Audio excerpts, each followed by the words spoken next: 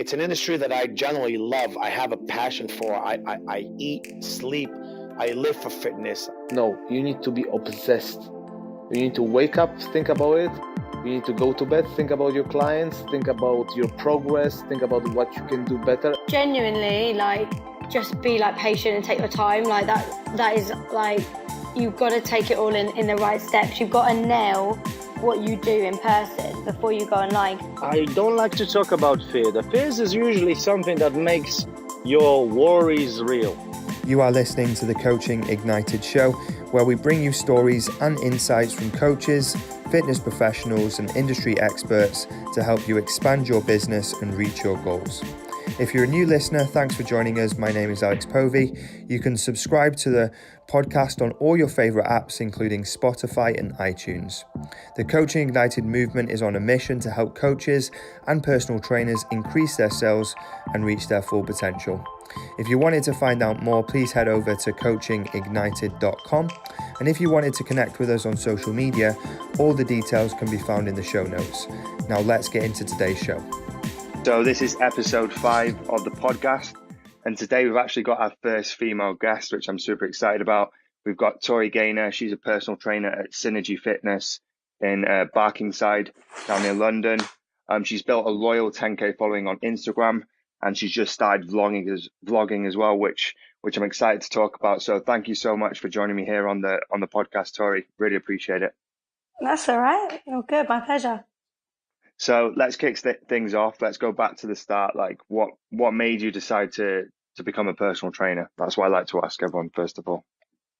Okay. Well, I found my confidence in fitness and weightlifting myself, and going through some pretty hard times in my life, I found my own confidence through that. And then as that grew and grew and grew, I was like, I want to do this full time. I want to help other women feel the way I feel, and I want to empower other people what fitness has done for me. I kind of want to give back by giving that to as many women as I can.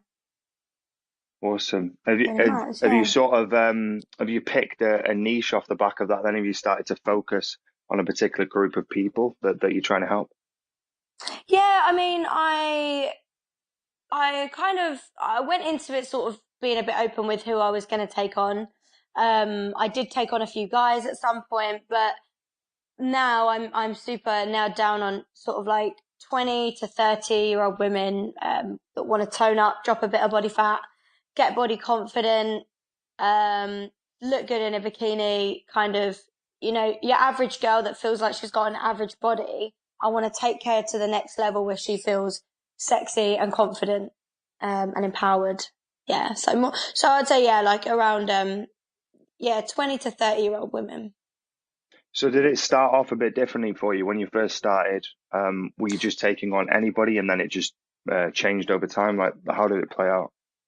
Yeah, I mean, I always knew that when I left my old job, I was doing hairdressing before, and I always knew that I was doing this job because I loved fitness, and I always said I wouldn't do any clients I didn't enjoy doing, and I kind of stood by that even when I wasn't sure about money. I was like, no, I'm not going to do clients that I don't enjoy training, whether that's personality clash or, are what they want to achieve is just not something that I feel that I would specialize in.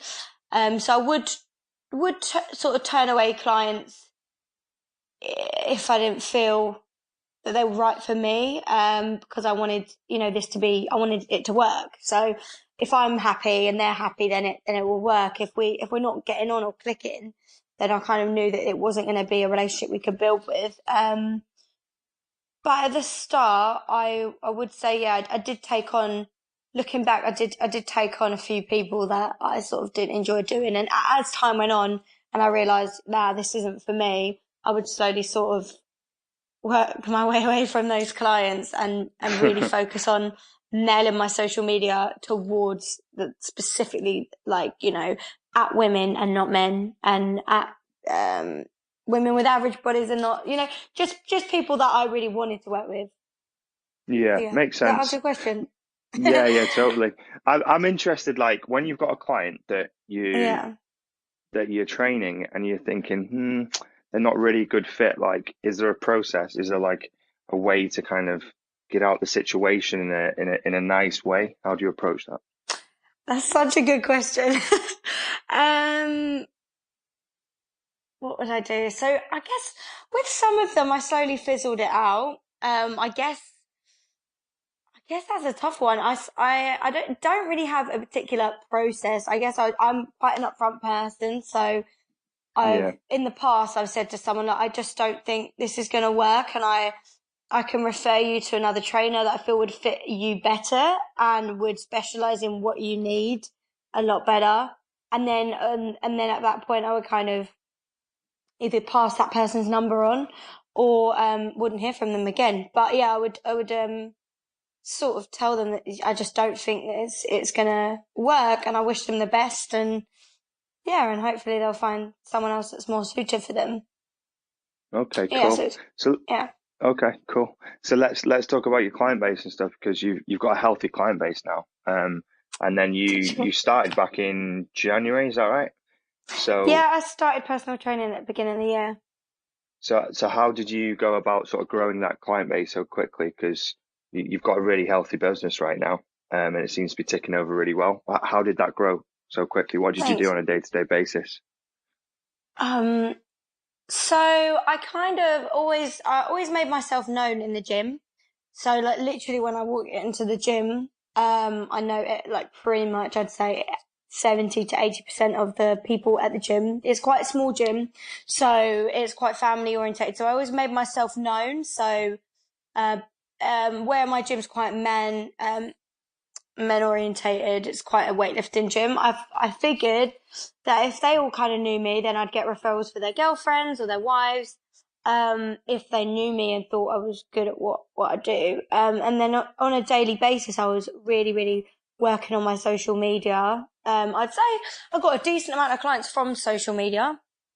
Um, and yeah, I would just kind of make sure I was putting out valuable posts to those people every day. So like tips for fat loss, toning up, 5 steps to dropping 5 pounds, or things like that that would talk to the people that I want to train. What else would I do? I kind of really, really worked on nailing the client journey. That was one thing that I feel like I've done differently to other trainers I know of. I really wanted to make my clients feel like they're on a journey, so we'd always take pictures, measurements. I'd keep them up to date with those. And then we obviously with the pictures I would then get a before and after photo, which I've been posting on my social media of all my clients. So I suppose the more results you get, then the more proof you have that you're good at what you do. Yeah, And then that sells, nothing, you can blag your way, what a good trainer you are. But I think until you've got a solid portfolio of results and real life people that actually believe in what you do and you have genuinely really helped them, and can share that, then that kind of got me loads of referrals. I never really advertise or give deals. I kind of let my work speak for itself and let my clients speak for themselves and refer me to their friends and family. I think if you really nail someone's results and really genuinely change someone's life, then they believe in you and they will talk about you to everyone and their friends. And, people will say, you look so good. How did you get into that shape? And then word of mouth just gets round. And I think for me, that's the way I've really got my clients, through word of got mouth. got you. And then, like, with these like testimonies and case studies that you have, did you actually present them like within your consultations or your tasters, or did you just put them on your social media and people found them and came to you? Like, what's your process?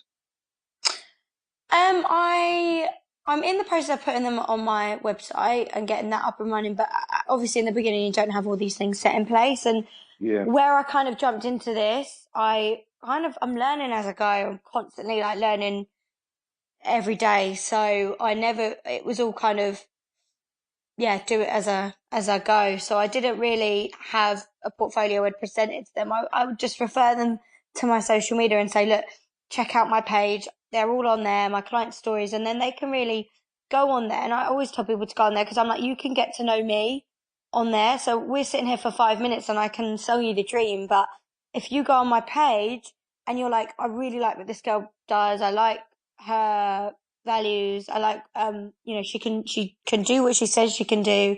This is one of her clients. I can really relate to her client. And then they can sort of have an insight into my world without me sitting there and explaining everything. It kind of allows them to go, to sit at home and look through it as long as they like. So yeah, and I don't really have a hard copy of my portfolios. I would always just refer them to my page. And then obviously as Instagram got the highlights page, I then created a highlights with all my transformations on it. So now I can just say, look, you can just click on there and see the pictures, or you can go through the page and read the stories.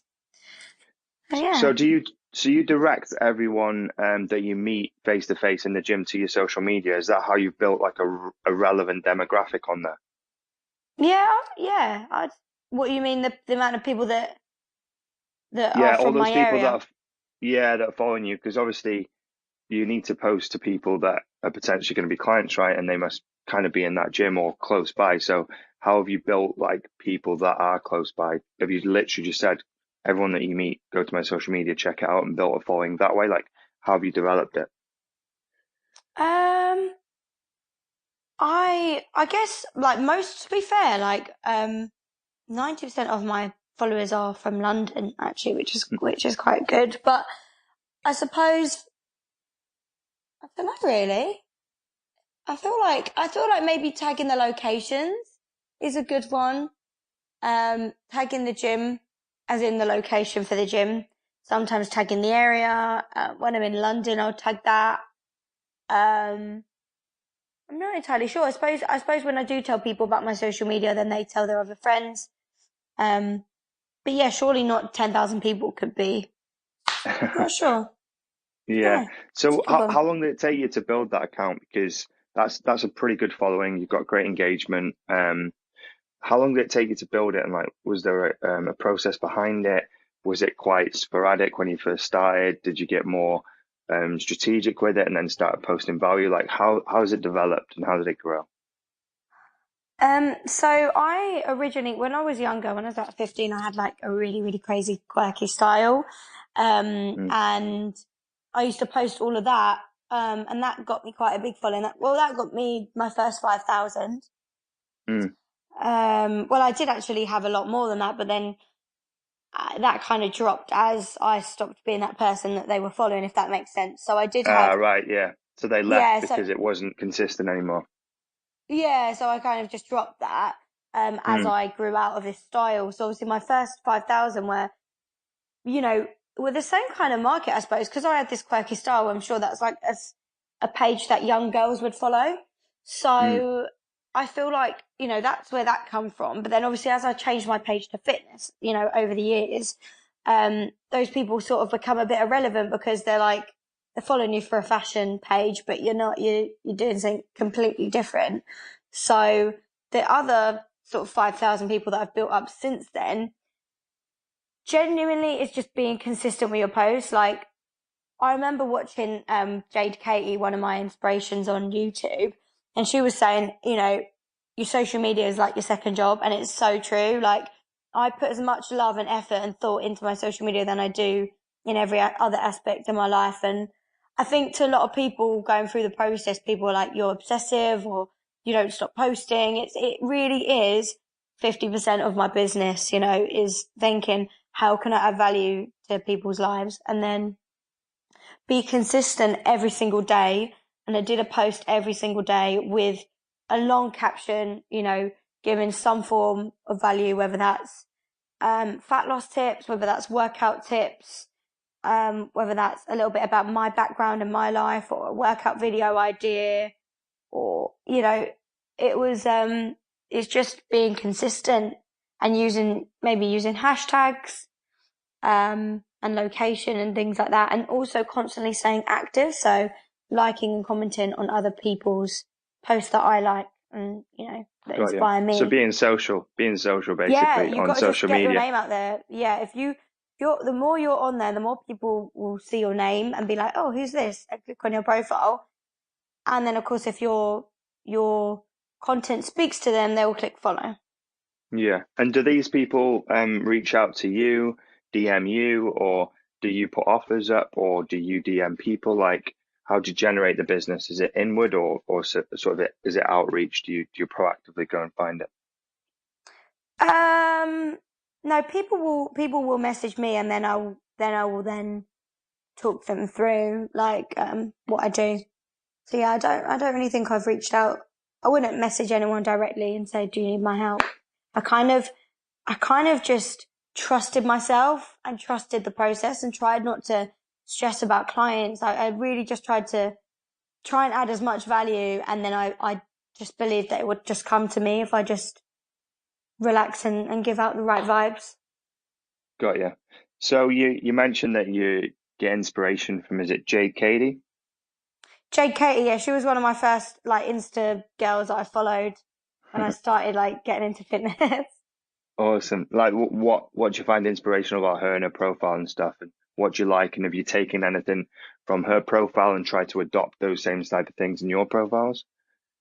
Well, when I first got into the industry, I really wanted to compete. And she's a WBFF pro, so I just really aspired to be like her. And, you know, I loved her physique, and just took a lot of value from her page in terms of tips and things. But not it. I suppose she put a video up about like a YouTube video about leaving your job and becoming an influencer, and I took some tips on that for my social media, I suppose. Mm. Yeah, I don't know.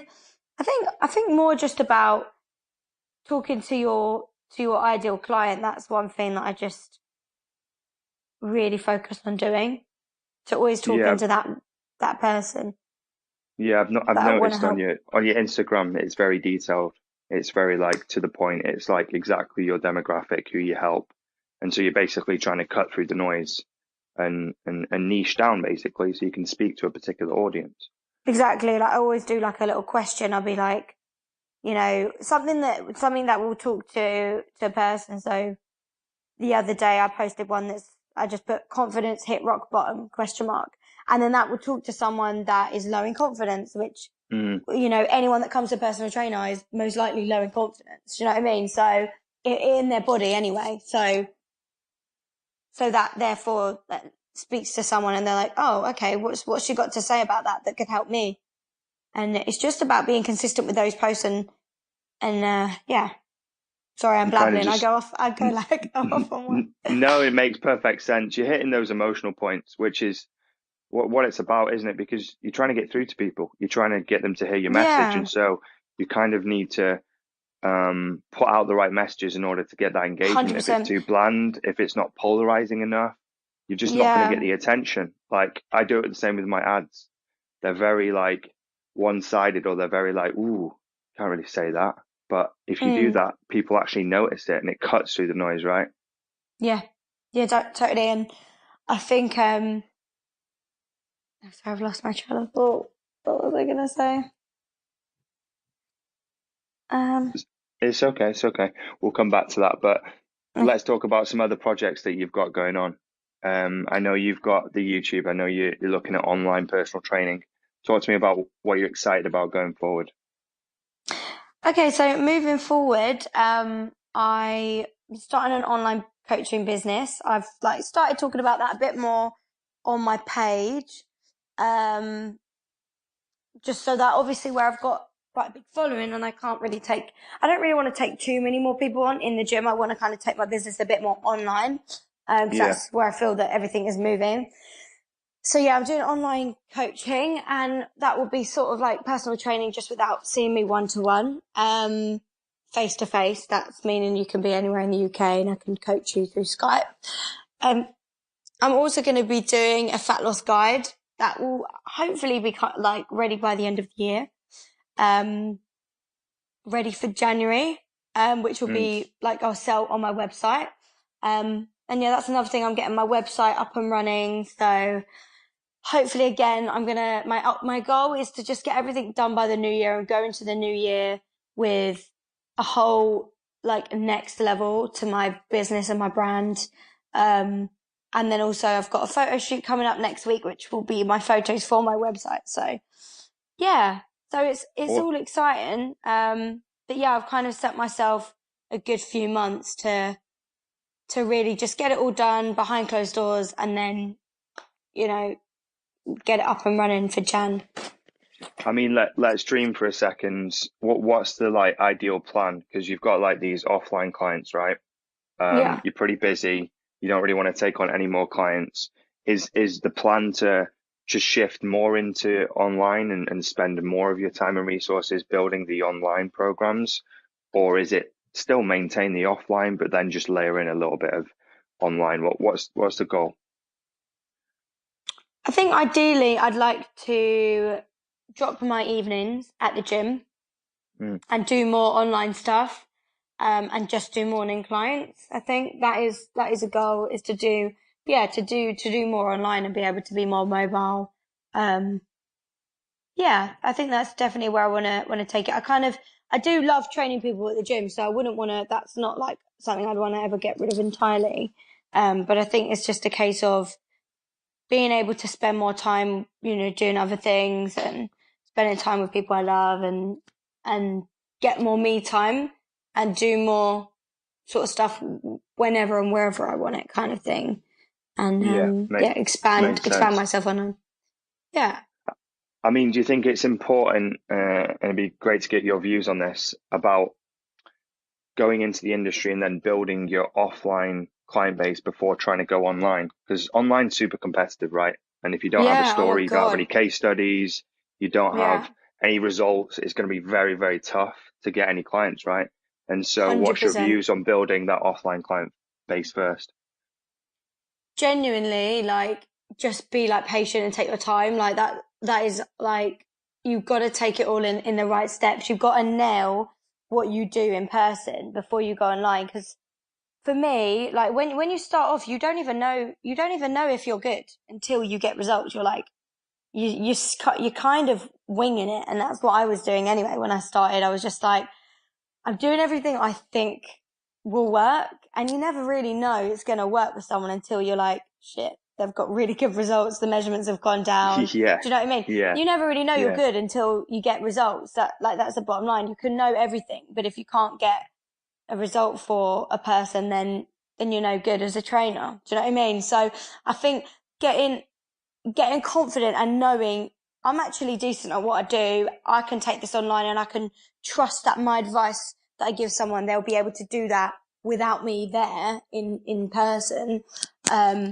is an important thing. And I think, like, I think nailing your client base at home will give you that self confidence and will take away that doubt that you can do it online.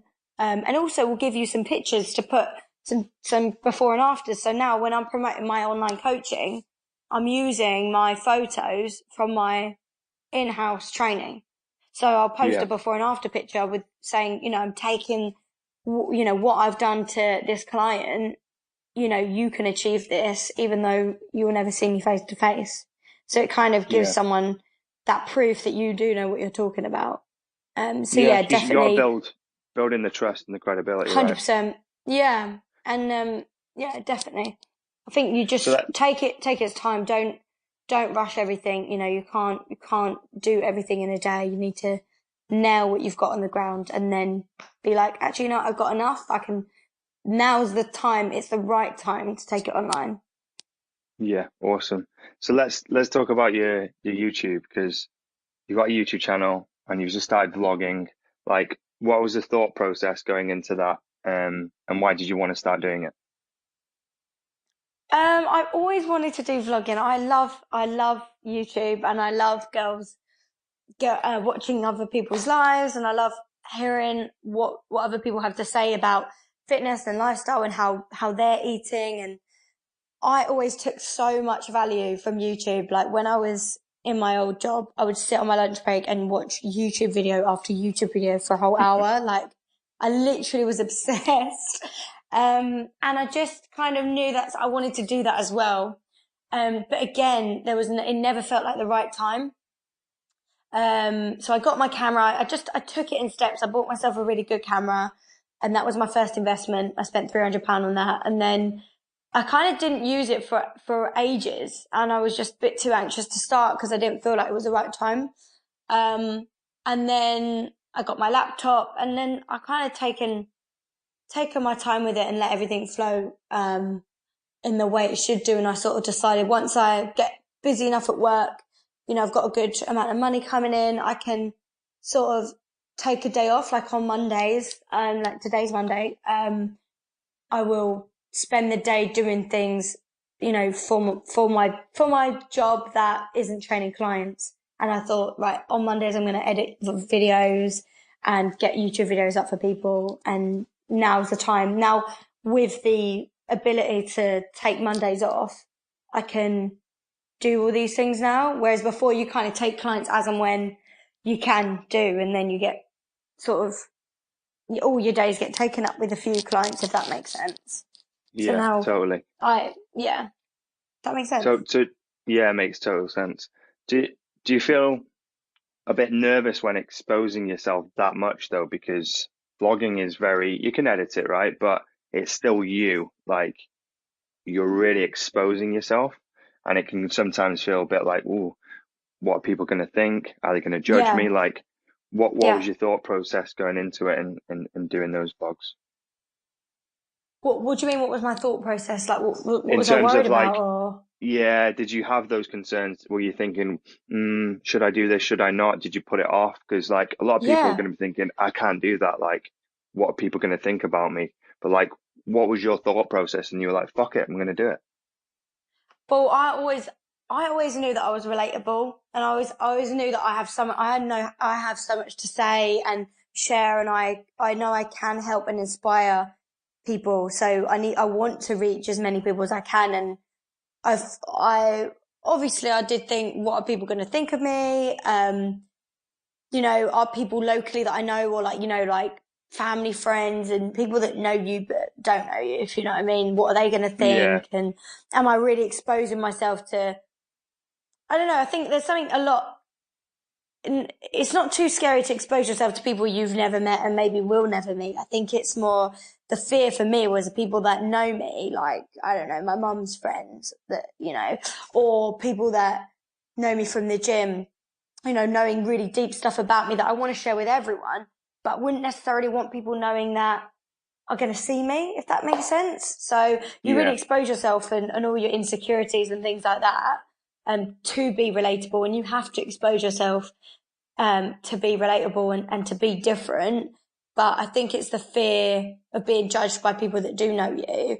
But I kind of just thought, like, fuck it, like I wanna grow, and I think this is the next step for me, and it's something that will make me really happy doing and being able to do more of it. So being able to sort of slowly build a following on YouTube, and then therefore taking a route sort of further down the blogging side of things is something I always wanted to do. So I thought, I can't hold myself back. Like, just got to go for it and be me. And if it works out, amazing. And if it doesn't, then at least I can say, you know what, I really did try, and I made really good vlogs, but it didn't really work out. But, you know, rather than sort of always wishing that I could do what these vloggers do, and watching other girls and being like, oh, you know, I could so make a video like this and then never do it.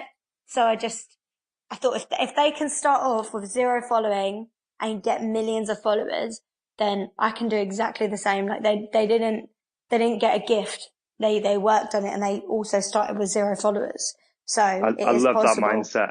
I love that mindset, because a lot of people look around and they go, well, this person's crushing it. This person's crushing it. This person's crushing it. There's nothing left.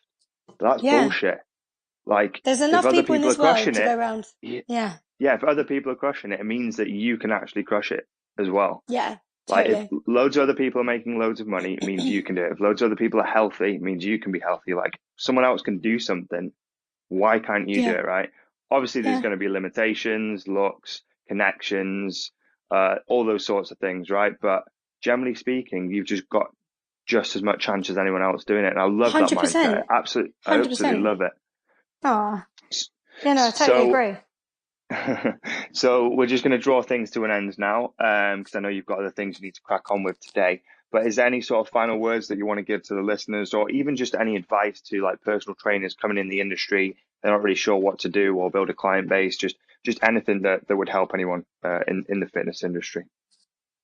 I would say just be really, really approachable and friendly in the gym. Say hello to people when you see them in the gym.